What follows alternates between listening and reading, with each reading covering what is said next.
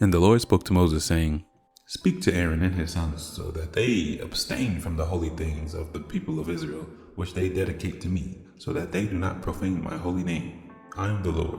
Say to them, if any one of all your offspring throughout your generations approaches the holy things that the people of Israel dedicate to the Lord while he has an uncleanness, that person shall be cut off from my presence.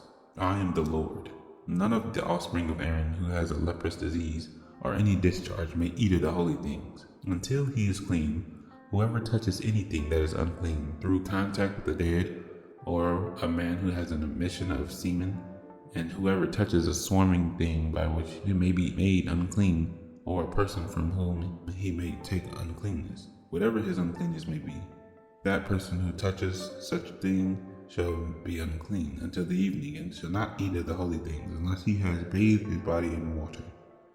When the sun goes down, he shall be clean, and afterward he may eat of the holy things, because they are his food. He shall not eat what dies of itself, or is torn by beasts, and so make himself unclean by it. I am the Lord.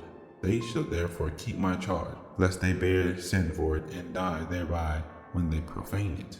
I am the Lord who sanctifies them. A layperson shall not eat of a holy thing. No foreign guest of the priest or a hired worker shall eat of a holy thing. But if a priest buys a slave as his property for money, the slave may eat of it, and anyone born in his house may eat of it. If a priest's daughter marries a layman, she shall not eat of the contribution of the holy things. But if a priest's daughter is a widow or divorced, and has no child, and returns to her father's house, as in her youth, she may eat of her father's food, yet no layperson shall eat of it. If anyone eats of the holy thing unintentionally, he shall add the fifth of its value to it, and give the holy thing to the priests. They shall not profane the holy things of the people of Israel, which they contribute to the Lord, and so cause them to bear iniquity and guilt by eating their holy things. For I am the Lord who sanctifies them.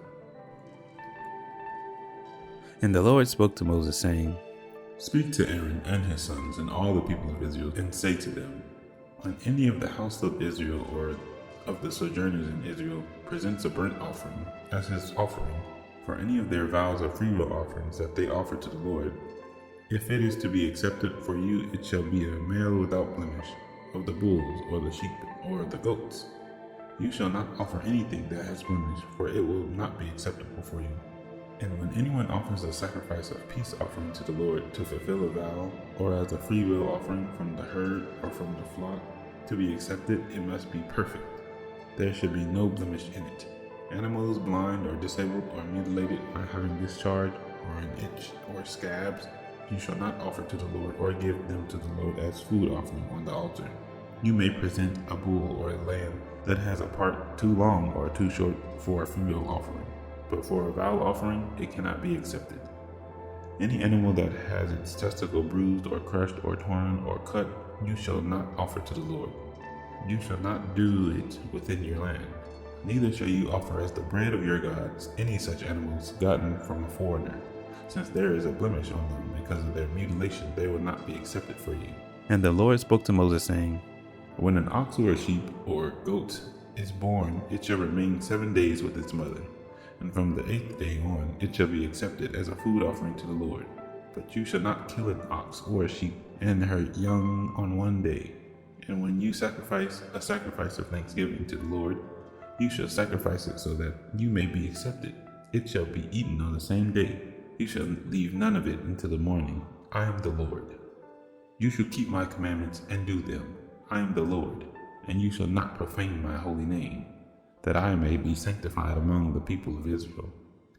I am the Lord who sanctifies you, who brought you out of the land of Egypt, to be your God. I am the Lord.